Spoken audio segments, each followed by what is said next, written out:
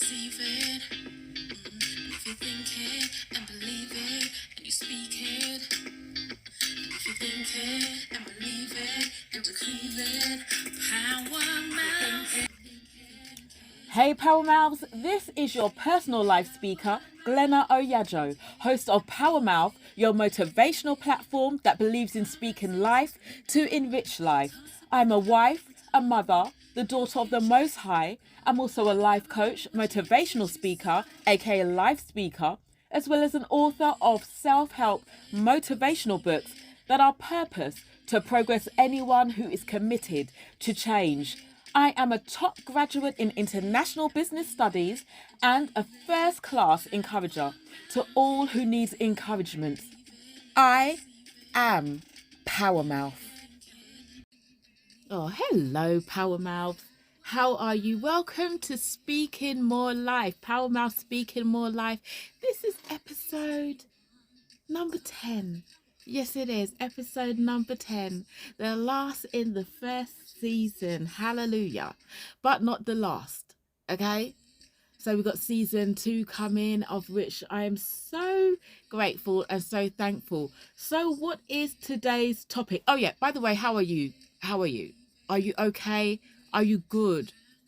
Have you been getting through the things that you need to be getting through? Are you doing the things that you need to be doing? I hope that you are. Okay? Right, so I'm going to just continue on with the thing that I'm supposed to be doing. And this is the podcast that I'm doing right now. So thank you for tuning in with your personal life speaker, Glenna Oyajo. I'm here, like I said, episode number 10. And the topic for this episode is no love, no life.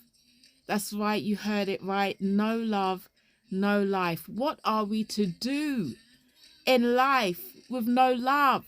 Now, specifically, I want to look at self-love, okay? Because, if you may have heard me cover this speak about this before, because I wrote a book actually called 31 Reasons to Love Yourself, your daily reminder of self-love. And I wrote this book because I realize that there is a struggle out there with people actually loving themselves, the way in how they feel about themselves. And this can happen for a number of different things that may have happened to them in their life, experiences which, have put them in a place of not loving themselves. And it's a gradual thing as well. I don't think you just wake up one day and say, I don't love myself. I believe it's something gradual that kind of takes over, and then you one day you realize I actually don't like myself, or I don't love myself, or sometimes it's not even spoken, it's just by the actions that you do that just show, that portrays that you don't love yourself, maybe in a way that you may have loved yourself before. So, speaking on self-love, as I've said before, I have had those issues myself, past issues myself. I can happily say that I love myself, not saying it in ego, but saying it in boastfulness, boasting in God, that I appreciate myself, that I do love myself, and knowing where I'm coming from and how I used to feel about myself and how I feel about myself now, and that there has been healing. Yes, I am absolutely thankful, and I am in a happy place. And that's what I want for other people.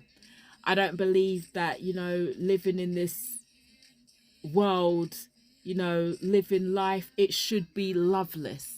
There should be an injection of love in it, especially when it coming from ourselves as well, because there may be times in life where you're not really feeling the love from people. Not to say that you're not loved, okay, because that's a different thing. That's another thing. You can be very much loved, but you're still not feeling the love from other people. You don't believe that they love you when they actually do love you. And so therefore I'm wondering, is this tied in with how a person feels about themselves. Is it tied in with self-love? If you don't love yourself, then you kind of have a hard time kind of believing somebody else will love you. You know, so that's why I feel like starting with ourselves when it comes to love is a very good place to start with. Because then how can you possibly say you love others if you don't love yourself? You know what? That one is another conversation actually that, you know, we could have, and that, you know, some people may agree and to disagree. That, you know, even if you don't love yourself, you can love others. But then how do you truly know what love is? But again, that is another topic, I believe. Not so far off from this topic, but I just want to just zoom in, just to zoom into us as individuals loving ourselves. That's what I want to look at today. Now, I can confidently say that in the times where I struggled with loving myself, for me, it was no life. No life. What do I mean by no life? Well, you know, yes, of course, life went on as it did. You got up, you did the everyday things that you did, you know, as routine. But I wasn't living life because I wasn't feeling myself. You know, I wasn't feeling who I was. I wasn't connected to who I was. I was distant from me. So therefore, if I'm distant from me and me being the person have to experience life, then how can I? So therefore, I was not living life because there was no connection to me. So therefore, I believe there was really no connection to life. Now, again, everybody will have their own opinions, but I'm just going off the basis of how I had felt when there was not much love going on for myself. I wasn't happy. I was feeling depressed. I didn't think that I could do the stuff that I am doing now because I just didn't have that belief in myself. And so therefore, I believe that, you know, life has a lot to do with how you see yourself and what you put into life and the opportunities that you take in life and how you value life as well. So therefore, no value about life or about how you see things in life, how you see yourself in life. To me, it's not really living life. It really isn't. Now, as a society, as a community, I believe that self-love has been highlighted so much more over the last few years, definitely over the last few years. You know, you will see it on most platforms, hashtag this, hashtag that regarding self-love, and I think it's wonderful. Now, do I believe that we are more in tune with self-love? I believe that, you know, we are paying more attention to how people are feeling about themselves. I really do. It's more in our faces now, you know. I think we're more transparent when it comes to talking about self-love and paying attention and realizing that actually there is a real problem when it comes to self-love. Has the problem just arose? Has it just arisen over the last few years, couple of years? You know, now that we've seen it kind of like splashed everywhere, I don't believe so. No, I believe the problem has been there from time, from way back. I just believe that it is being even more highlighted now. And for that, I am thankful. For that, I'm grateful, because I believe that in highlighting the issues of self-love, or, you know, a person, individuals not loving themselves, it's actually saving lives. Because as we know, when it comes to not loving yourself, then there's all kind of things that a person will go through, may put themselves through because of the lack of self-love. There are many questions when it comes to love. And one of them that could be asked, or I'm sure that has been asked, is how can somebody love themselves if they have never felt love, if they've never been loved before?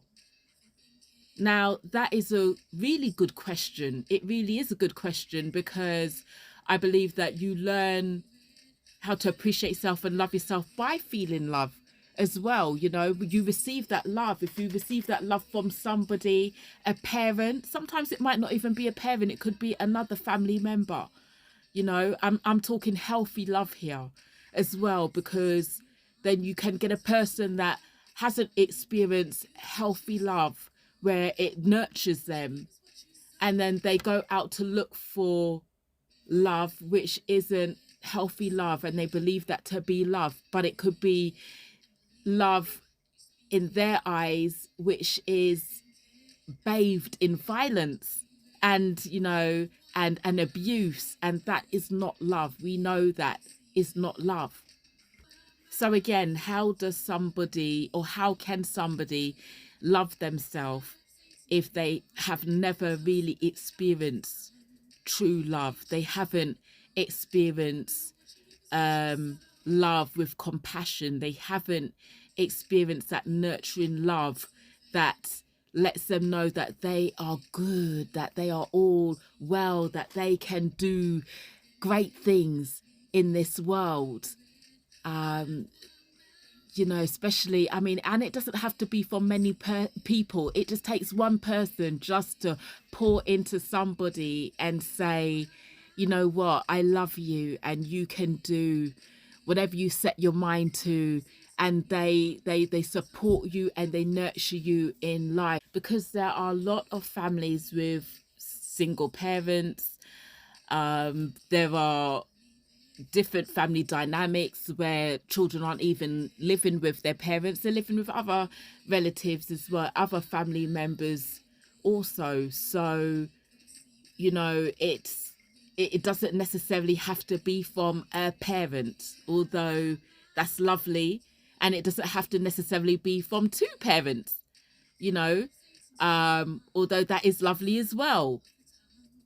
Love is love, and love can reach somebody in different ways, in different depths.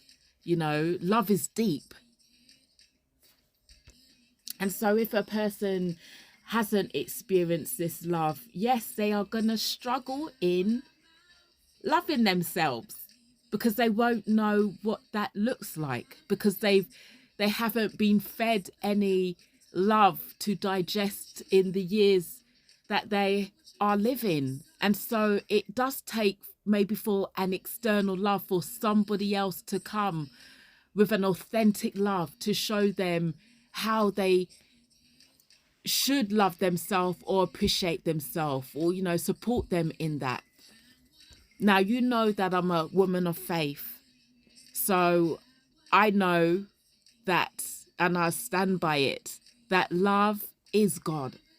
Okay, God is love, right? So even in the situation of somebody not having anybody around them to show them what love is, there is no other love but the love, like the love of God, shall I say.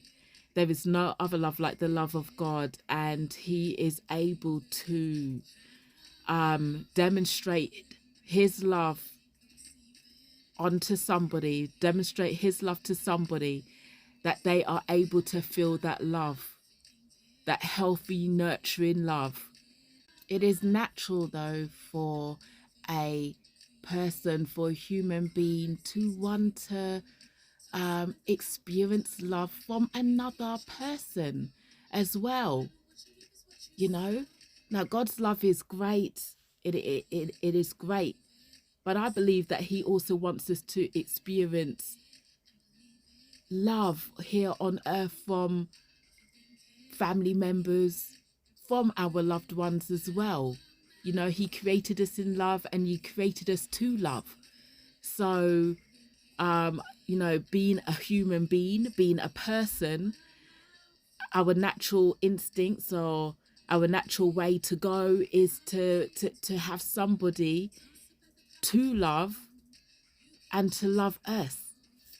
The value in us loving ourselves, in self-love, it sets a precedent for how others are to treat us. As I've said, you know, when you experience love, when you love yourself, then you know how you want to be treated, right? And so therefore you won't settle for anything that tries to devalue you, devalue your purposed existence. That is actually something that I did write in my book of 31 Reasons to Love Yourself. It's actually the 30th reason in my book, which is you will not settle for anything that tries to devalue your purposed existence. And that is so true, because when you have a love for yourself, nobody can come and treat you any old way. It's not possible. They can't come and do that. And I'm not saying that people won't try, and that you won't get hurt in life by people. Oh yes, you will, because I love myself. But that doesn't exempt me from the experiences of other people trying to hurt me. No. But what I'm trying to say is that whereas if there was no self-love for myself, I might have been more tolerable about it. I may have just stayed in there. I might not have recognized that, you know, the actions of people or this person or whatever is not for my good. And that is so key, and that is so important. When you love yourself, you realize that the actions of somebody else that makes you feel uncomfortable, or that tries to come and devalue you, or try to limit you, or try to, just to do whatever that isn't conducive to your growth, right? Something that may try to break you down instead of build you up.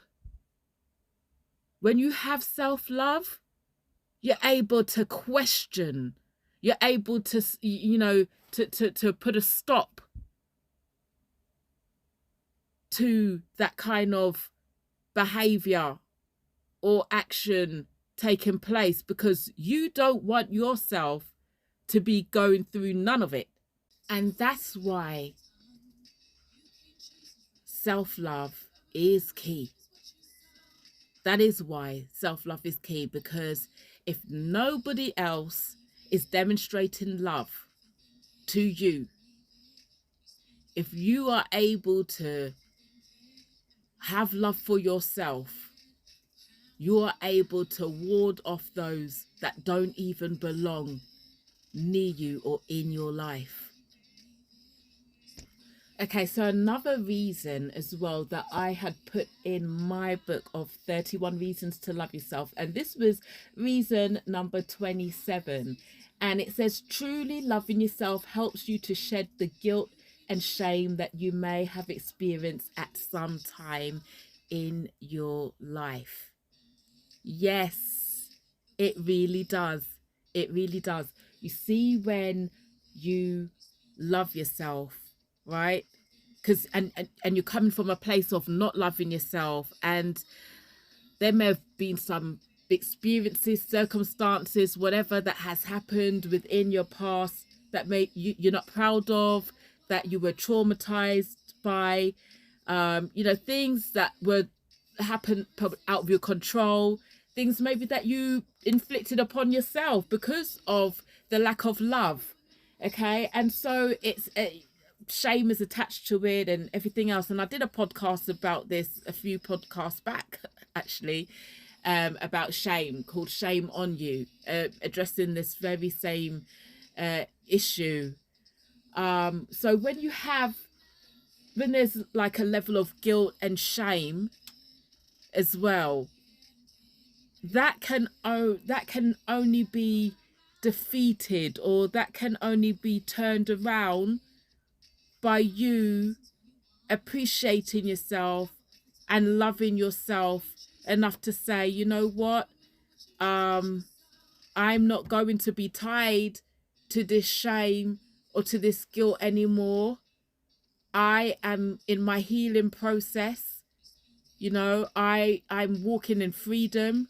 I'm walking in a level of freedom. I do not want to be tied to this shame or to this guilt anymore, because I love me now. So whatever happened in the past, whatever took place because of how I may have felt about myself, or because of what somebody had done to me, and then it led me to feel less of myself and, you know, not connected to myself. Well, you know what? I love me now. So I'm moving on. I'm moving on. And that burden, that load of guilt and shame, it cannot come with me. It can't. Because I have a new appreciation for myself. I love me. So now I'm going forward in that. And as I said before, if you don't love yourself, if there's no love, there's a lack of love, then you will accept anything, including shame, including guilt, including whatever anybody else has to dish out on you, or what you dish to yourself. Because those that may struggle with self-love, and I've said this before, they can be their own worst enemy. And I know this because, again, I've been there, not loving myself. So here I am. I don't need nobody else to come and tell me that I'm no good or whatever else that I used to feed myself, because I was doing it myself. So I didn't need anybody to come and verbally abuse me, because I verbally abused myself. You know, I dished out what I was dishing out to myself. And I had people around me that loved me. My mama loves me. You know, I had people around me that loved me, that truly did love me. They didn't know what I was going through, though. They didn't know my struggles. And so it was for me to find myself and to really truly love me. And for me, it was the love of God that helped me get out of the hole that I was in, to really recognize who I was, that I could actually look in the mirror, look at myself and recognize Glenna and see myself, and a snippet of who God saw when he looked at me. And that was a process. Oh yes, it was a process. But it was a necessary process that I needed to go through. And and again, like I always keep saying, I'm thankful that I went through that process, because I wouldn't be here today doing what I love to do today, and being able to encourage my listeners and those who will listen to me, because I don't force nobody. I just put it out there. You know, I'm just here to encourage, and in the hope that whoever listens, you know, they will experience, you know, a transformation, life change that is needed in their life. And I believe every single person needs to have some form of changes take place in their life for the better, right? Because like I said, things happen in life that can throw us off course, unexpected things that can just wound us, that can give us internal wounds, that can scar us. And so therefore, you know, receiving change within life for the better is a great thing. And if we are able to receive and to take hold of those changes with the understanding that we need it, and that could be the case of us recognizing that we need to show ourselves more love, and that's a change that needs to happen in our lives, then so be it. It needs to happen. So I believe I've given my 2 pence worth on why loving ourselves is important. You know, as I said, you know, no love, no life. I really truly believe that. If there's no self-love there, then how are you really truly living? Because you're not gonna go for those opportunities. You're not going to maybe push yourself to experience new experiences because you're just stuck. You know, you're stuck in this zone of no love and whatever else that you may dish out to yourself, or even allow other people to dish out to you, because you're not feeling yourself, because you're not truly connected to yourself, and there's no appreciation for your life. If you are somebody that is struggling in this area, such as I did, and many, many other people who have overcome this, you know, they once did not, you know, love themselves as they should. And today they are in a healthy place. Today I'm in a healthy place. Well, you can also come to a healthy place as well. I would love for you just to do just a little short exercise in terms of, you know, you just get a pen and paper and you just write down how you feel about yourself now, and what is it that you would truly want to achieve in life. Write down your heart's desires. It doesn't matter how big it is. Just write them down, put it down on the piece of paper. Then write down what is it that you feel is stopping you from reaching where you want to be. After writing that down, then also write down, what do you feel is needed for you to get to that place, the place that you desire to be in your life. And I'm telling you, even the fact that you still have desires within you for change means that there is love there. There is still some love there. We just need to build on it. You just need to build upon that love. When you have all this written down, just take your time with it, because I believe that you're going to get something out of it. I believe that you will be able to identify the things that need changing, and that because it's written down on a piece of paper, because it's written down in plain view for you, it's not going to be so difficult for you to actually comprehend or realize that, you know what, changes can be made within your life.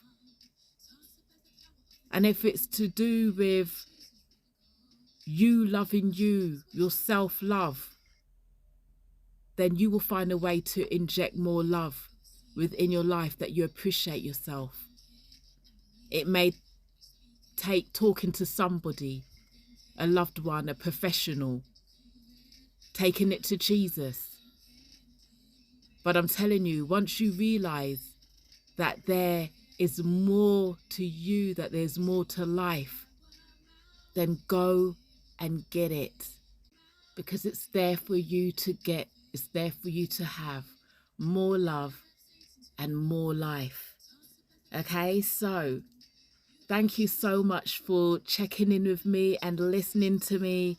I encourage each and every listener, as much as we can say we love ourselves, let's continue to pour into ourselves as well, so that we can pour out to others as well. Okay, and don't just pour out to others and you don't pour into yourself as well. Okay, there needs to be a balance, right? So to the next time, you have been listening to your personal life speaker, Glenna Oyajo, and it has been a pleasure to spend my time with you today. So please join me for the next season, season 2, we'll be talking some more real good stuff. Take care and remain blessed.